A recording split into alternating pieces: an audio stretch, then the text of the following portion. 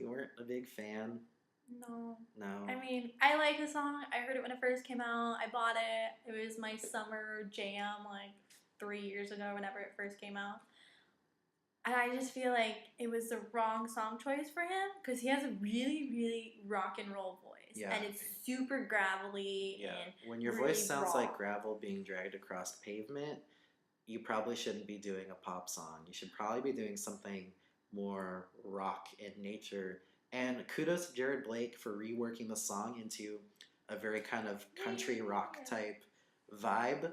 But it didn't pay off this time because no one turned around for Senor Jared Blake. No, they didn't. And I don't know, it didn't do anything for me. I think if you're a fan of the song and you know how it goes and it's really upbeat and tempo and really dancey, to have his rock and roll voice, it kind of, for me, it scaled it back. It was like, oh, okay, no, I don't, please stop singing.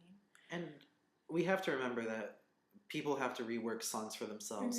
For anyone who knows Idol, there's been handfuls of people who have reworked a song to their specific need. I think the most pressing example in the mind is Chris Allen reworking Kanye West's Heartless into something totally radically different, and everyone seemed to love it. So kudos to Chris Allen for doing that. So yeah, it sometimes works, it sometimes doesn't. It worked for Chris Allen, did not work for Jared Blake. No. And now we move on. Okay, the next one. Oh, I love this girl. Vicky Martinez from Tacoma, Washington. Sang Rolling in the Deep by Adele. Side note, if anybody hasn't listened to that CD, you need to get on that. It's hands down one of the best releases of this year. Amazing. Adele is amazing anyways, so if you don't know even one of her songs, please go to iTunes or YouTube. Type in Adele. And look up, there's plenty of songs for you to look up. She's really great. Fantastic. I think Vicky Martinez did it justice. She did a really good job. She has this kind of natural rasp to her voice, and kind of like Jared Blake, she took the song and took it in a slightly different vibe, and made it more rock and roll in nature than it kind of had. And it definitely worked. I think she did it justice because it's really hard to sing Adele. Trust me, I have tried in the car. It's really hard to sing it because you hear her and she has such a powerful and soulful voice, and you know that's what you associate her with. So to hear somebody take her soulful songs and change it to more rock and roll, that's hard to do and to make it sound good. Yes. So. Because this was probably the first audition that really impressed me out of the few who had auditioned to this point. So kudos Vicky Martinez, and she got CeeLo and Christina to turn around. Thankfully, she went with CeeLo. So hands down, CeeLo made a good first pick. Yeah, I'm really glad that she decided to go with CeeLo and not go with Christina, because I just think that would not have been a good pairing whatsoever. Yeah. Okay, our next one is, the sweetest couple you will ever see on TV, Ellen Owen. They sang Falling Slowly. From the movie Once. Yes, they are the sweetest, cutest, like little folk couple ever. Yes. It's disgustingly cute to watch, but you just can't. Which is a sentiment Adam Levine expressed in the show. Yes. It was absolutely fantastic. Again, one of my favorite auditions. They got Blake and CeeLo to turn around, and thankfully they chose to go with Blake, which definitely fits their more folk pop vibe that they talked about. And again, if you have not heard of Ellen Owen, they have their own YouTube channel. Please check them out. They are fantastic. And they're on iTunes right now, on the singer-songwriter. So go help them out. Their single, Honey Come Home. Yes, and they have a independently released CD, Pulling Back the Veil. I just listened to the samples and it sounded absolutely fantastic. So please go and support artists like Ellen Owen. Yay! Woo-hoo! Okay. Moving on. Our next one is Sonia Rao. Sonia Rao, as CeeLo said, "Hey, pretty girl." Yes. Yes, she sang "If I Ain't Got You" by Alicia Keys. Another singer of our day who's kind of hard to follow. Yeah, Alicia Keys is really strong. My first inkling of a thought was backstage. They were kind of like looking at her and getting herself prepped and ready to go out on stage. Which they do with most of the artists. Yeah. But the thing that worried me was she was doing her warm up, and it was a little funny. It sounded really off. And I'm no offense to Sonia Rao, I think you are a good singer, but that warm up had me really worried from the get go. And she can sing. To me, I think she's a little nasally.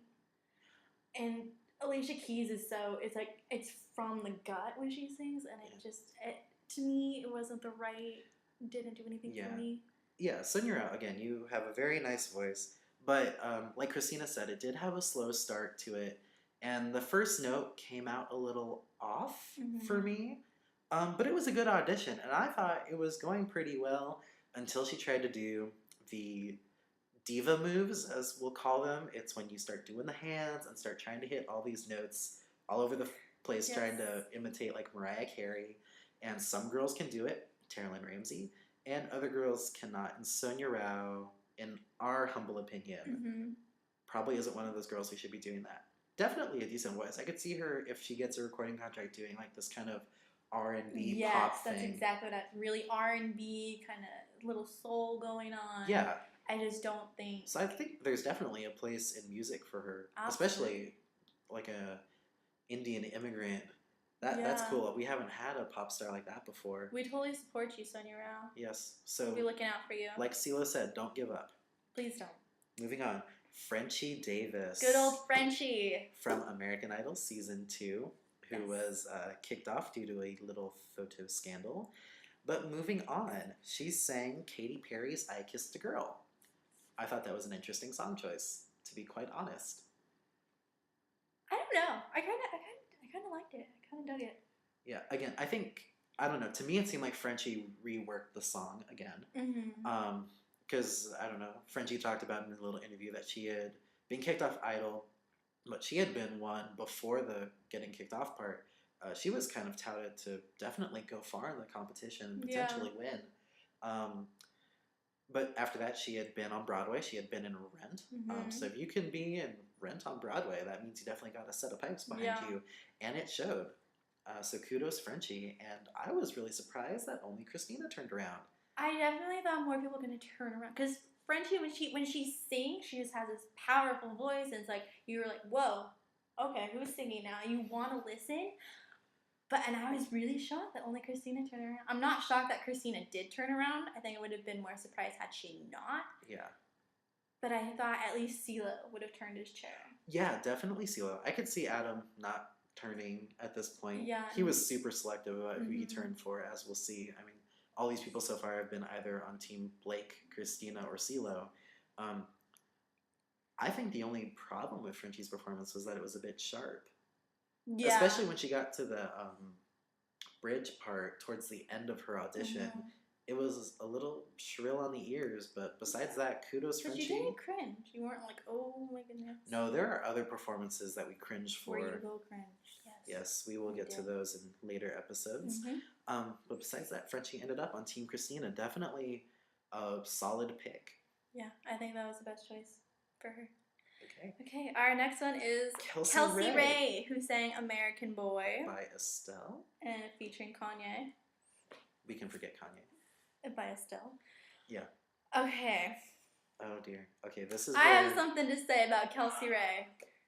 Kelsey Ray, sweetie. You really are pretty. And she can sing. She really can. If you guys haven't heard her. She's on YouTube, apparently. Yeah. She is on YouTube. She's big in Europe. She's big in Europe. So, I mean, I'm not big in Europe, clearly. So I totally commend her for doing it and for singing and being big in Europe. It's definitely, you go, girl. My only issue, and this is the only, I swear it's the only thing I have with her, is how she kept saying, I'm the pretty face who could sing. That's all I was. I was just a pretty face who could sing. I'm sorry. You are not going to get any sort of sympathy from me. Yeah. It just seemed like, to me, she was really whining, like, oh my god, I'm so pretty. But I can sing too, and it's just such a hard life I live. Yeah, I think this was taking the concept of the blind auditions, and Kelsey Ray, we both loved your voice. It was actually one of my favorite auditions of the episode. But in light of what Idol did this past season, apparently they really focused on... they've been focusing on people's backstories. So you hear the sob stories like this one guy whose wife was paralyzed in this really horrific car accident, and he had the very tearful audition that had J-Lo and Steven Tyler crying, or something like that. Sorry if I got my details mixed up. But then you have auditions like that, and then you have kids who had been bullied